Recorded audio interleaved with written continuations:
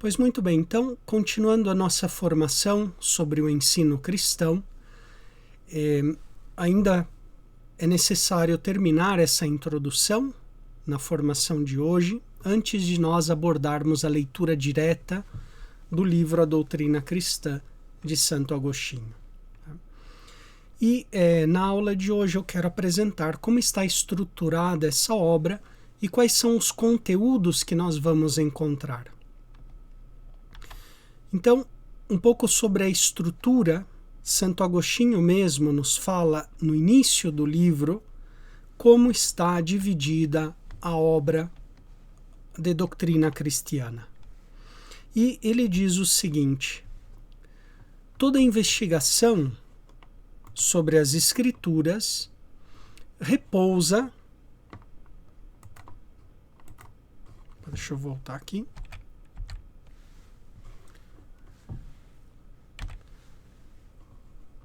Toda investigação sobre as Escrituras repousa sobre dois temas: como encontrar, no latim, o modus inveniendi, o que se deve ser compreendido, e como expor, o modus proferendi, o que é compreendido. Portanto, primeiro vamos tratar de como encontrar e depois como expor. Então vejam, Santo Agostinho aqui, sobre o modo de encontrar o que deve ser compreendido, ele vai abordar nos livros 1 a 3. E sobre o modo de expor, o modo de proferir, ou seja, o modo de ensinar, ele vai expor sobretudo no livro 4. Ok? Então nós temos aqui a divisão dessa obra da doutrina cristã. E Santo Agostinho, para isso, ele segue o esquema da retórica clássica, né? O orador, quando ele falava em público, primeiro ele tinha que encontrar os argumentos para aquela causa, para defender aquela doutrina num tribunal, né? Então, normalmente, o orador ele começava fazendo uma espécie de investigação, encontrando quais eram os argumentos para depois ele expor no seu discurso. E Santo Agostinho, como ele era um grande orador, ele tinha sido formado, né, nessa mentalidade retórica da época antiga, tá? Então ele também aplica o mesmo método para o estudo da Sagrada Escritura, tá? Então os 3 primeiros livros, que talvez para nós são os mais interessantes, sobretudo o primeiro, ele vai investigar esse modus inveniendi, ou seja, como encontrar aquilo que deve ser compreendido. Em outras palavras, o que nós devemos aprender? Qual é o conteúdo do nosso ensinamento, em outras palavras? O que nós precisamos aprender? O que nós devemos estudar? Quem começa uma vida de estudos, muitas vezes se sente perdido, né? E fala: por onde eu devo começar a minha vida de estudos? O que eu devo estudar? Agostinho, ele vai abordar justamente nos 3 primeiros livros esse tema. O que eu devo aprender? E, portanto, quem é professor, quem é educador, deve também estar ciente desse conteúdo. E, sobretudo, do livro primeiro da doutrina cristã. Nós vamos falar o porquê. Ok, uma vez que eu já sei o que eu devo aprender, agora eu me pergunto como eu devo ensinar, que é o modus proferendi, que na retórica clássica era a parte da elocução. Então, o orador antigo, o que ele fazia, né? Assim, simplificando bem esse discurso, imaginem vocês que eu sou um advogado antigo, né? Como Agostinho, né? Era formado também na retórica, na oratória antiga. Pois muito bem, alguém ia lá e contratava os meus serviços. Por exemplo, imagine que tal pessoa me contratava para defender o direito de alguém no tribunal, né, por exemplo. Então vamos dizer que tal pessoa, a pessoa X, queira que eu defenda ele de uma acusação de roubo, por exemplo. Tá? Então eu sou orador contratado por aquela pessoa contratou os meus serviços para eu defendê-lo no tribunal. Tá? Estão acusando ele de roubo. Então eu, como advogado, eu fui contratado para defendê-lo. Então, eu tenho que encontrar os argumentos para defender o meu cliente diante das acusações de roubo. Então, eu vou estudar o caso, ou seja, o modus inveniendi, ou seja, o modo de encontrar os argumentos para eu defender o meu cliente no tribunal. Veja que aqui Agostinho ele modifica completamente a oratória antiga, embora ele ainda permaneça fiel a esse esquema antigo, mas ele modifica plenamente. Né? O orador, em certo sentido, ele tinha que estudar o caso e tentar defender ao máximo possível o seu cliente. Né? Não importa se o cliente era culpado ou ele era inocente,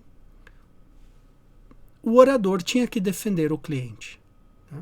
Porque o orador era pago para isso. Né? Então, o orador ele vai tentar encontrar os argumentos para defender o seu cliente.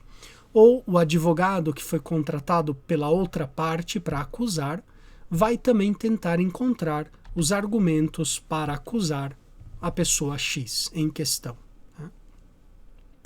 Ok, uma vez que o orador já encontrou os argumentos para defender a pessoa, agora o orador vai tentar organizar isso para depois dizer, para defender a causa, né? Para proferir aquilo que ele encontrou.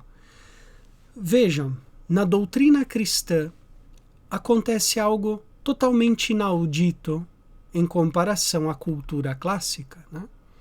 Nós cristãos, nós já recebemos aquilo que nós devemos aprender. Santo Agostinho vai expor isso daí no livro primeiro. Né? O cristão ele não tem, digamos assim, de inventar nada. Né?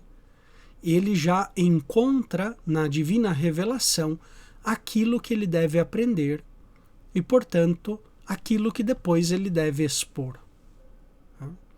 Mas, ao mesmo tempo, é também algo que o cristão deve correr atrás. Ele deve aprender, ele deve buscar aquilo. Não é um conhecimento, digamos assim, que nasce por geração espontânea. Né? O cristão deve também correr atrás daquele conhecimento. Né? E Santo Agostinho ele vai falar qual é um ensinamento dogmático, ele vai falar da Trindade, ele vai falar dos sacramentos, ele vai falar da Igreja, ele vai falar de Cristo Redentor. É um conhecimento também antropológico, quem é o homem, criado à imagem e semelhança de Deus. Ele vai falar da sociedade humana, vai falar da amizade, vai falar da sociedade civil. Né? Ele vai falar, digamos, no primeiro livro, tudo aquilo que a revelação nos fala sobre o mundo, sobre Deus e sobre o homem. Esse é o conteúdo do ensinamento cristão. Tudo que nós podemos falar sobre Deus, sobre as coisas do mundo e sobre o ser humano. Então, isso já nos é dado na divina revelação, nas Sagradas Escrituras, mas implica um estudo por parte nossa. Ok? Então, é isso que Agostinho ele vai abordar na doutrina cristã. Ele mesmo, no comecinho da obra, no primeiro parágrafo, ele já nos fala da divisão do livro.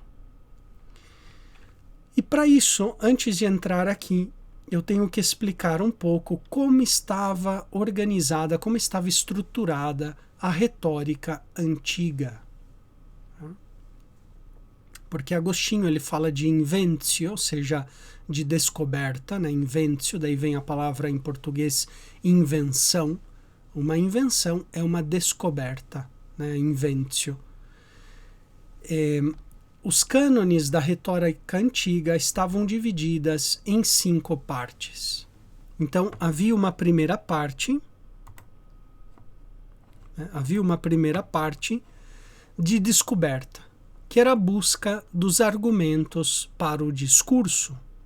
Portanto, o orador se serve de lugares comuns, ou seja, o quiz, né, tem esse verso latino aqui, que nos pode ajudar a entender um pouco, né? Os antigos, sobretudo na Idade Média, se lembravam dos tópicos, ou seja, os lugares comuns para encontrar argumentos, através desse verso latino, né? Quis, quid ubi, per quos quoties, cur, quomo, do quando, ou seja, quem, o que, onde, através de que meios, quantas vezes, por quê, como e quando, né? Então, o orador, ele começa a se perguntar, né? Mas quem?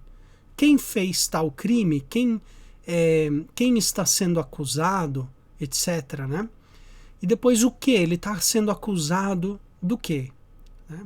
Mas em que lugar se deu aquela acusação? Por que meios? Né? Per quos? Quoties? Quantas vezes? Foi uma primeira vez que ele cometeu aquele crime? Ou ele já é reincidente naquele crime, né? Por quê? Pode ser que ele tenha cometido aquele furto por extrema miséria, por pobreza, e ele necessitava alimentar a sua família. Não sei, o orador ele vai começar a pensar, né? Como se deu o furto?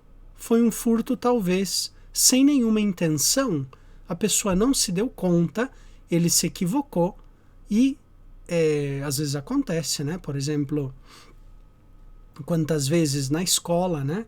Uma criança se engana, pega o caderno da outra pessoa, pega o lápis, né? A caneta da outra criança por engano, né? E quando se deu aquele caso, aquele crime, por exemplo, né? Então, o orador, primeiro momento, ele se colocava essas perguntas para tentar encontrar argumentos, quer para acusar ou para defender o seu cliente. Uma vez que ele já tinha encontrado esses argumentos, ele passava para o segundo passo da oratória antiga, que era a organização, a dispositio, ou seja, a organização, a disposição desses argumentos ao longo do discurso. Então, uma vez que ele organizava o discurso, aí vinha a terceira etapa, que era a elocutio, ou seja, a elocução, o proferimento, proferir o discurso em público. E a elocutio é o modo de pronunciar o discurso e deve caracterizar-se pela correção gramatical, né? Ou seja, a pessoa que fala em público não pode falar cometendo contínuos erros de gramática. Deve também se caracterizar pela clareza, de nada adianta eu falar em público com um discurso totalmente obscuro, sem compreensão. Então, o meu discurso deve ser claro, compreensível. E depois também ele deve ser embelezado através de figuras literárias, figuras de pensamento, figuras de linguagem. Tudo isso enriquece e embeleza o discurso. Finalmente, uma vez que o orador ele já se exercitou no modo de falar em público, ele deve memorizar pelo menos as partes mais importantes do discurso. E na retórica antiga, os oradores eles memorizavam com frequência o discurso inteiro.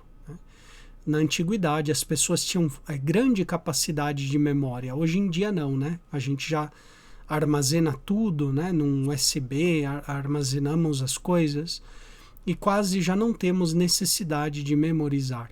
Os antigos, eles tinham uma forte memória, porque eles exercitavam com frequência a capacidade de memorização. E, finalmente, o orador antigo, ele também praticava, ele se exercitava na actio, na ação, que é o correto uso dos gestos e movimentos durante o discurso, né? Então, o orador, ele não simplesmente deve falar com elegância, falar com precisão de linguagem, com uso correto da gramática, da sintaxe e também das figuras de pensamento, das figuras de linguagem, mas quem fala em público também deve gesticular com correção. E às vezes a mesma coisa acontece, por exemplo, o orador sagrado, né? O padre na homilia, ou quem está fazendo uma pregação, um discurso, uma catequese, uma palestra, uma conferência. Não sei se vocês notaram que a conferência ela fica muito chata quando o palestrante não sabe, digamos assim, se exprimir corretamente em público, né? Por exemplo, ele não olha para o público ou fica olhando simplesmente para um lugar fixo, né? Então ele tem que saber usar corretamente os olhos, ele tem que saber usar também corretamente as expressões faciais, né? Eu não posso, por exemplo, dar uma homilia de Sexta-feira Santa dando risada, né? E chegar assim e dizer: irmãos e irmãs, Jesus morreu hoje, né? E dar risada assim. Ou seja, o mesmo rosto tem que acompanhar o momento, né? Então, irmãos e irmãs, hoje estamos celebrando um dia solene, mas um dia também o mais doloroso da história da humanidade. O amor, ele é crucificado, né? Então, a expressão do rosto, e por isso o orador, ele deve também exercitar-se nas expressões faciais, né? O orador antigo, ele também exercitava os gestos, as musculaturas do rosto para acompanhar com o rosto aquilo que ele está dizendo, né? Então, ele não pode, por exemplo, falar de algo muito feliz com o rosto assim: irmãos e irmãs, hoje é domingo de Páscoa. Estamos todos felizes, alegres, porque Jesus ressuscitou. Vamos celebrar com muito júbilo, com muito entusiasmo, a ressurreição do nosso Senhor. Parece que o padre está morrendo, né? Então, o orador antigo, ele estudava muito bem, né? Como ele fazia exercício até mesmo do rosto, né? Infelizmente faz tempo que eu também não me exercito, eu tô meio enferrujado, né? Mas o orador, ele aprende um pouco essas técnicas, como o rosto tem que acompanhar as palavras, né?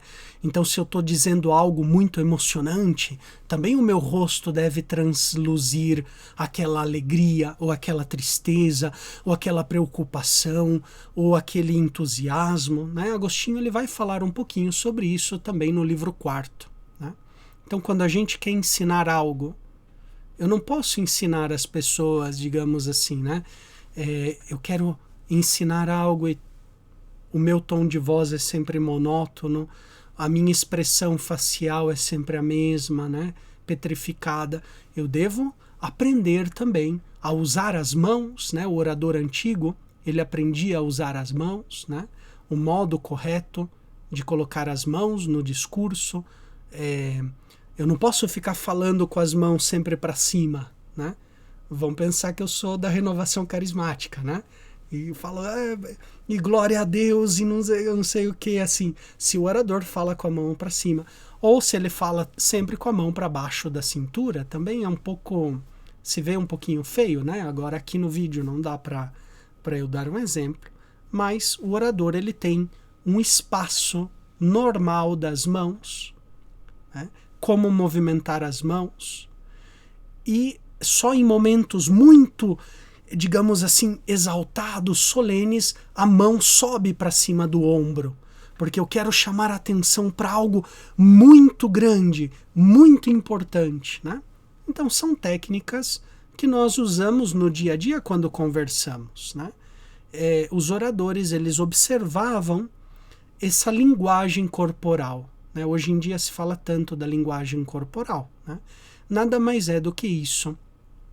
É fazer com que o nosso corpo acompanhe as nossas palavras, né? Então, o nosso olhar, a nossa frente, né? Os nossos lábios, todo o nosso corpo deve acompanhar aquilo que estamos dizendo. Senão o discurso fica muito chato. Senão aquela aula fica tediosa. Né? Senão aquela homilia vira um desastre. Né? Porque digamos assim, o pregador ou o educador não sabe comunicar com eficácia aquela mensagem que ele tem para comunicar. Né? Então, na oratória antiga, os oradores eles estudavam essas 5 partes, esses 5 cânones de um discurso. O modo de encontrar a argumentação, que Agostinho, vejam, Agostinho aqui, ele se preocupa sobretudo com o número 1 e com o número 3, né? A inventio, a descoberta, e depois o modo de transmitir. Porque a disposição do discurso pois vai depender de cada caso, né? E depois a memorização e a ação já também vai depender da elocução. Então, são as 2 grandes partes, né? Se a gente tivesse de reduzir esses cânones, esses 5 cânones a 2, nós ficaríamos com aquilo que Agostinho falou. A invenção, porque na invenção, ou seja, na descoberta, está também a organização daquilo que foi descoberto, daquilo que foi aprendido, e na elocução, ou seja, no modo correto de pronunciar, de ensinar, está também a memorização. Eu não posso ensinar aquilo que eu não me lembro. Então, por exemplo, se vão lá, alguém chega para você e fala, ei, por favor, dê uma aula sobre higiene básica para as crianças. Né? Ah, ok, tá bom. Quando vai ser essa aula? Vai ser amanhã. Beleza, leia aqui esse livro que fala sobre a higiene básica. Né? Dê uma aula sobre higiene básica. Aqui estou colocando um exemplo um pouco banal. Né? Ok, vou ensinar amanhã às crianças uma aula sobre higiene básica. Li o livro na tarde, um livrinho sobre esse tema, e me esqueci completamente do que tratava. Se eu não lembro nada, eu não vou conseguir ensinar. Então, algo de memória, pelo menos os tópicos, né, os conteúdos principais, eu tenho de me lembrar. Então, na elocução está já a memorização e na elocução está também a ação. Então, quem fala, não posso falar sem nenhuma expressão facial, corpórea, né? Sem nenhuma linguagem do corpo. O meu corpo deve também acompanhar as minhas palavras. Né? E o orador ele vai estudando esse modo de comunicar com o corpo. Tá? Nós, quando falamos, e não temos assim estudos de oratória, normalmente a gente tem alguns vícios, né? De alguns erros de gesticulação, que a gente chama alguns tiques. Né? Então, por exemplo, tem algumas pessoas que falam e repetem sempre os mesmos movimentos da mão, ou os mesmos movimentos dos olhos, ou da expressão facial. Né? Então, o orador ele tem que se dar conta de si mesmo. Né? Ele perceber quais são esses tiques nervosos, essas repetições, para ele ir corrigindo esses gestos, para que as palavras e os gestos correspondam da maneira mais eficaz. Né? Então, isso se estuda na oratória antiga, e ainda hoje, né, ainda tem cursos de eloquência, cursos de oratória, se ensina um pouquinho como falar em público, etc. Né? Mas, em definitiva, essa arte do falar em público nada mais é do que uma análise da linguagem corporal. Então, o nosso corpo deve corresponder às nossas palavras, né? E as nossas palavras devem, digamos assim, ser aquela expressão realmente daquilo que nós estamos pensando, querendo, etc. Bom, Além disso, além desses cânones da retórica antiga, os oradores antigos, eles estudavam também as partes de um discurso. Então, ok, eu vou falar em público, eu vou ensinar alguém, ou vou defender alguma causa em algum tribunal, etc., ou vou fazer uma palestra, o que for, uma catequese. Bem, eu já encontrei os argumentos através da inventio. Agora, eu quero organizar esses argumentos, né? E normalmente essas são as 6 partes de um discurso, né? Do discurso clássico. E toda a homilia dos padres da igreja, as homilias de Santo Agostinho, muitos tratados de Santo Agostinho, cartas de Santo Agostinho, a maioria do que Agostinho escreve seguindo essa estrutura aqui. Um exórdio, o mesmo livro da doutrina cristã. Começa com um exórdio, onde ele busca atrair a atenção dos ouvintes. Então, o orador no exórdio busca captar a benevolência do auditório. É a mesma coisa quando vocês estão ensinando as crianças, os adolescentes, os jovens. O início da palestra é o mais importante. Os 2 primeiros minutos da homilia, que o padre prega, são os mais importantes. Se a gente não consegue enganchar o auditório nos 2 primeiros minutos, a gente já perdeu o auditório, perdemos os ouvintes. Tá? Então, é no exórdio que o orador deve enganchar a atenção dos seus ouvintes, dando-lhes a entender que aquilo que está prestes a ser dito é algo importantíssimo.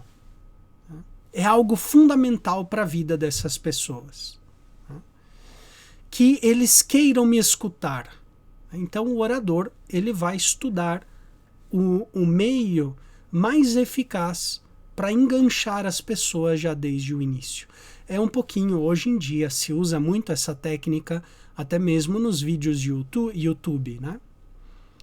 Um vídeo, se ele não engancha a pessoa no primeiro minuto, se não cativa a atenção da pessoa no primeiro minuto, a pessoa vai mudar de vídeo. Tá? Vai navegar, vai buscar outro vídeo na internet. Então, hoje em dia, a gente vê isso até mesmo nos meios nas redes sociais, né? Se eu começo uma conferência e ela é chata no começo, eu já deixo o vídeo lá e vou buscar outro vídeo, né? Porque é normal, o ser humano tem pouca capacidade de atenção e mais ainda nos nossos tempos, né? Então o começo deve ser muito atrativo, o começo do discurso. Devo mostrar que aquilo que eu estou prestes a dizer é fundamental para a vida daquela pessoa. Eu tenho que mostrar a importância daquele tema, né? Então, por exemplo, estou dando uma palestra para casais, né? Ou para noivos que vão se casar, né?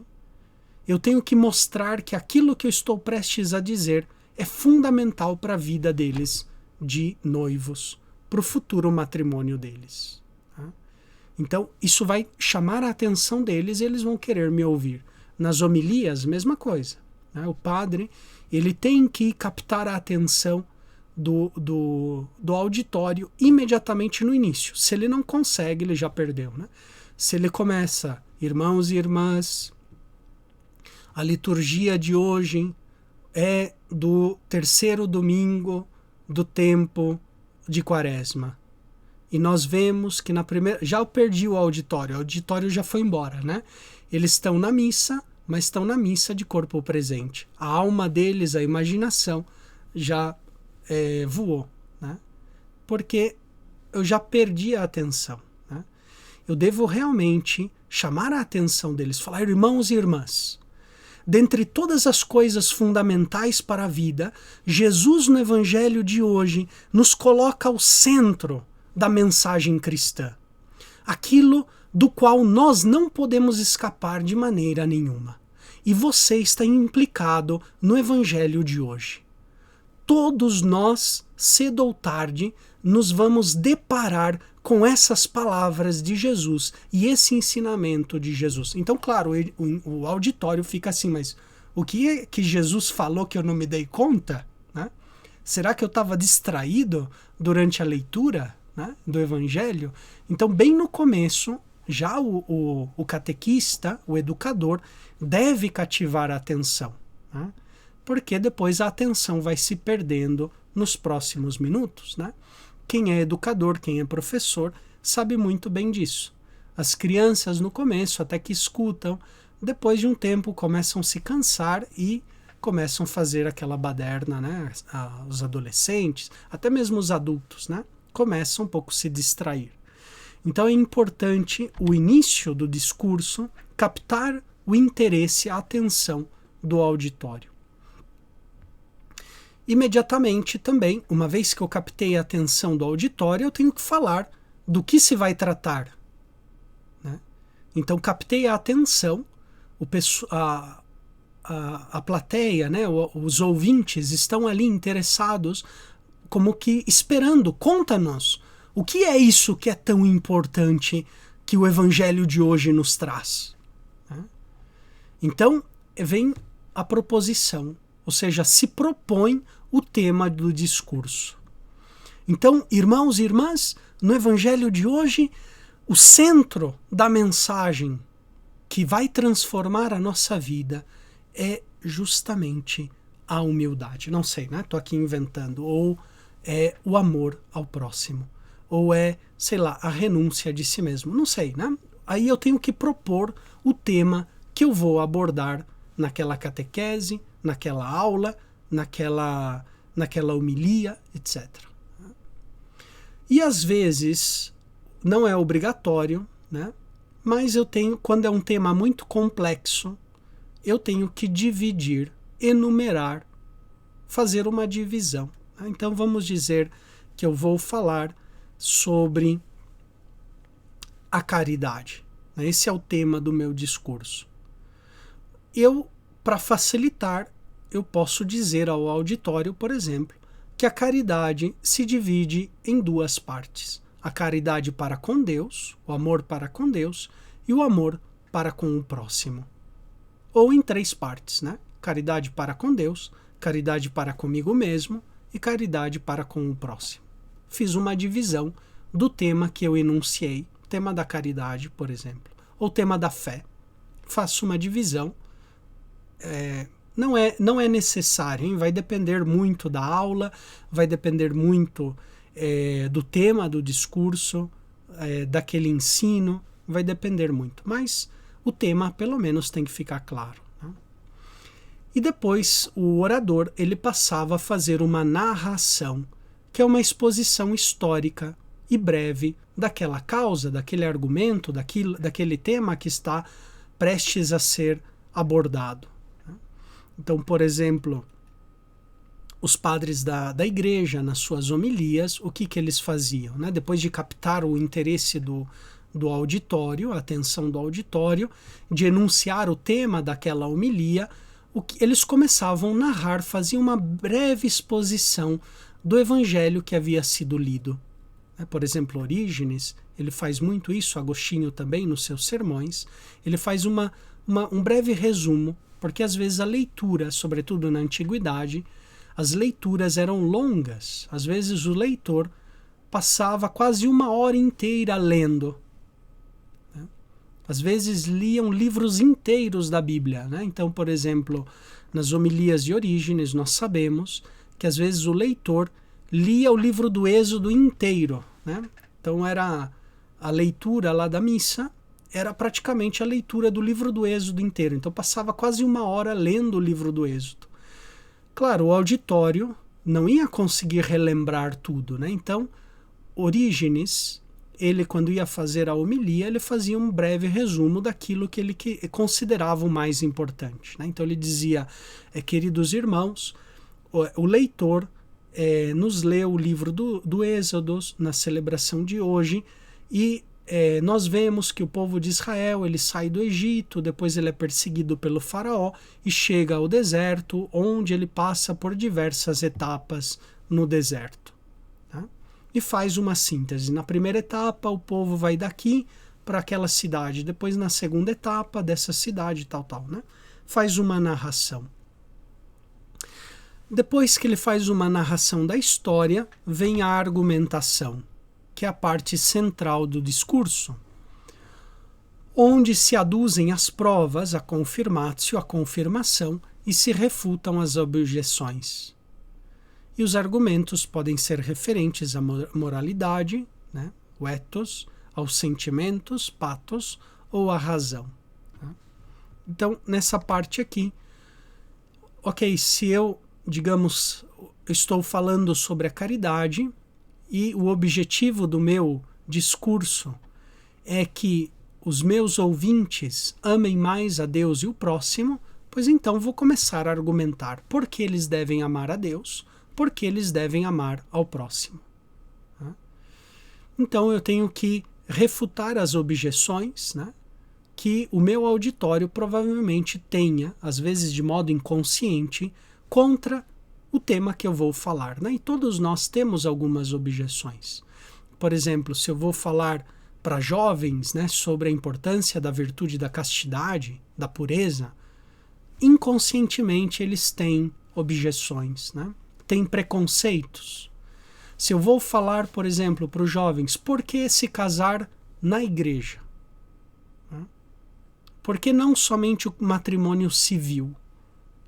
Por que eu devo me casar na igreja? Imediatamente surge na mente dos jovens 1 milhão de preconceitos, de objeções, né? Então, quem vai falar em público, eu devo conhecer um pouco, adivinhar quais são esses preconceitos que eles têm na mente, para eu primeiro remover os preconceitos, para depois poder construir aquilo que eu quero, né? Então, se eu consigo identificar quais são as objeções, os preconceitos contra aquele tema que eu quero falar, né? Então, por exemplo, sobre o casamento na igreja, estou falando para jovens o porquê a importância de se casar na igreja, né? Então, eu vou começar removendo essas objeções. Uma vez que eu já consegui refutar as objeções, eu posso construir toda a espiritualidade, a beleza do matrimônio cristão. Né? Eu vou construir toda a teologia do matrimônio, se vocês quiserem, né? Que é símbolo de Cristo unido à sua igreja, por exemplo. Né? E assim sucessivamente, né? A parte central da argumentação. Então tem argumentos que são para refutar, tem argumentos que é para construir. Alguns argumentos eu apelo a moralidade, né, as virtudes, o bem moral, uma vida santa, uma vida melhor, uma vida mais completa. Né? Tem argumentos que eu apelo aos sentimentos de compaixão, de piedade, sentimentos patrióticos, sentimentos religiosos. Tem argumentos que eu apelo mais para a razão, para a inteligência da pessoa. Aí vai depender um pouco das circunstâncias, né? E finalmente o discurso ele termina com uma peroração, ou seja, uma conclusão, onde eu busco sensibilizar os ouvintes. Então depois a argumentação é a parte um pouquinho mais racional do discurso, aqui é a parte mais afetiva do discurso, onde eu devo tocar o coração dos meus ouvintes, né? Então, os oradores antigos, né, essa última parte, eles tentavam realmente sensibilizar o auditório através, muitas vezes, né, às vezes, por exemplo, Cícero, grande orador romano, muitas vezes ele terminou o discurso com uma criança em braços. Né? Então, porque ele, por exemplo, ele queria convencer os senadores de proteger as muralhas de Roma contra os inimigos, né? De realmente mobilizar o exército contra alguma ameaça. E ele, nessa parte do discurso, ele pegava alguma das crianças que estavam ali presentes, carregava ela em braços e discursava diante dos senadores, dizendo: será que nós não vamos proteger as nossas crianças contra o ataque dos inimigos, por exemplo, né? Vejam aqui essa criança inocente, indefesa, e nós vamos permanecer inertes diante de tantas ameaças, etc, etc, né? O que nós queremos para os nossos filhos, para o futuro da nossa pátria, etc, né? Então apelava aos sentimentos, ao coração dos ouvintes, né? Os padres da igreja também, eles estavam habituados a essa estrutura do discurso, né? Então, muitas vezes, nas homilias, essa é a parte mais bela da homilia, né? Normalmente aqui, por isso os padres da igreja concluem com uma oração, uma invocação a Deus, né? Se vocês leem o Tratado de Tertuliano sobre a oração, que na verdade é uma espécie de discurso, né, de homilia, ele termina justamente com uma oração, né? Os padres da igreja terminavam invocando a Deus, pedindo a Deus, né?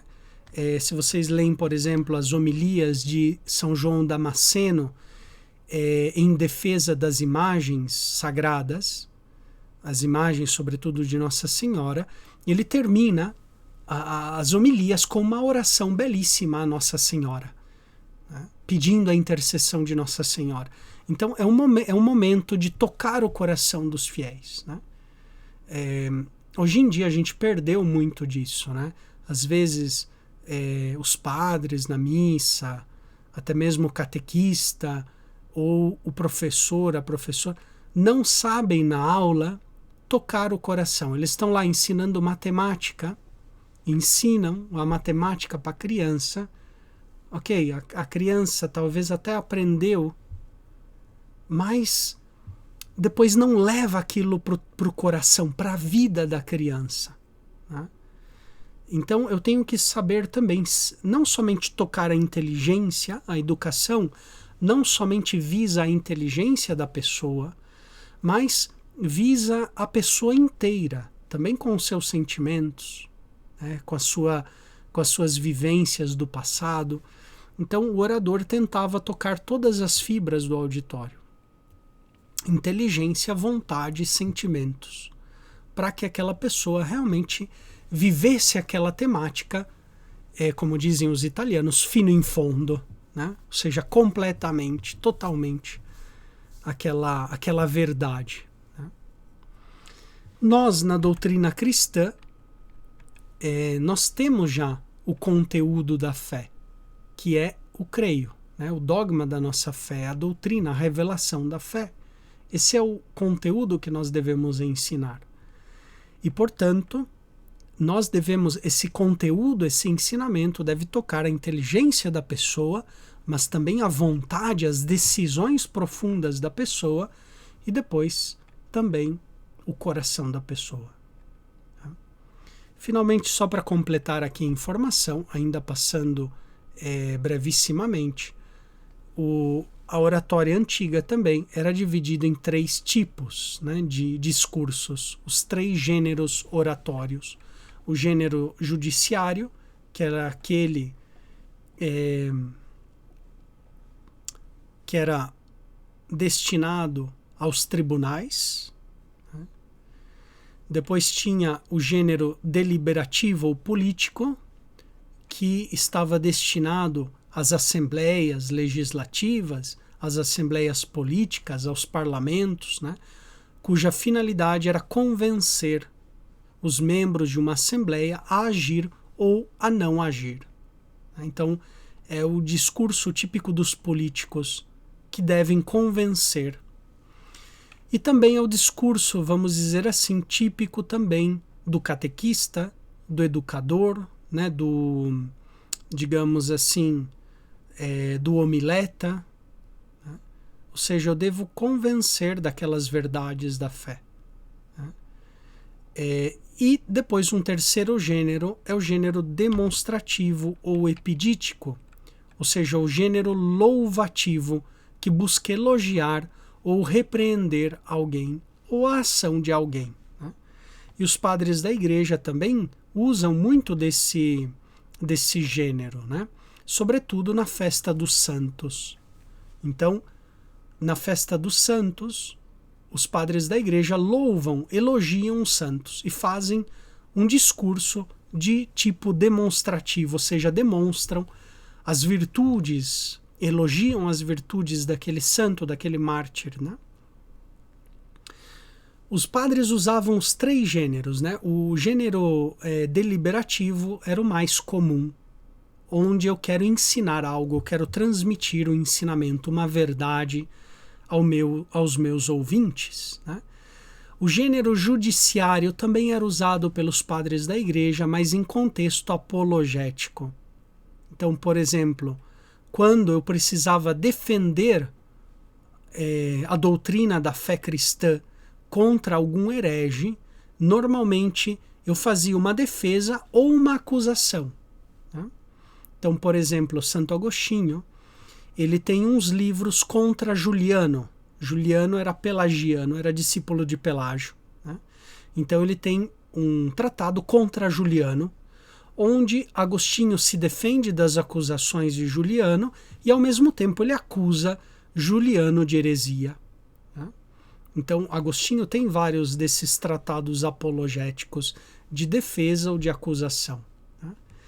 Mas a maioria dos escritos dos padres da igreja é esse deliberativo, é para ensinar, para expor, para mostrar a verdade, a beleza do cristianismo, né? Mas também, às vezes, tem o gênero demonstrativo, ou seja, panegírico, né? Elogiativo, onde se exalta algum mártir, por exemplo. Agostinho tem homilias nas festas de vários mártires, né? De Santa Perpétua e Felicidade, de São Cipriano, e assim vai, né? Onde aí ele exalta o santo. Bom, então na formação de hoje, eu gostaria simplesmente de que vocês ficassem com essa divisão do livro, A Doutrina Cristã. É dividida em 2 partes. A parte da inventio, ou seja, onde buscam os argumentos. E quais são, digamos assim, os argumentos aqui, né, traduzido no nosso contexto, são os conteúdos. Quais são os conteúdos que devem ser ensinados? Então nós vamos encontrar ao longo dos 3 primeiros livros de Santo Agostinho. E depois, uma vez que eu já tenho o conteúdo a ser ensinado, agora é o modo de ensinar. Eu devo ser coerente também com o modo de ensinar, né, como nós vimos. Eu não posso fazer uma homilia pascal, o dia mais feliz do ano, assim com uma cara de defunto, com missa de 7º dia, né? Cara de missa de 7º dia. Um rosto sombrio, triste, né? Então eu preciso realmente saber comunicar também com força, né, a mensagem do Evangelho. Então Agostinho ele vai explicar como aprender e ao mesmo tempo depois como ensinar, né, ao longo desse livro da doutrina cristã.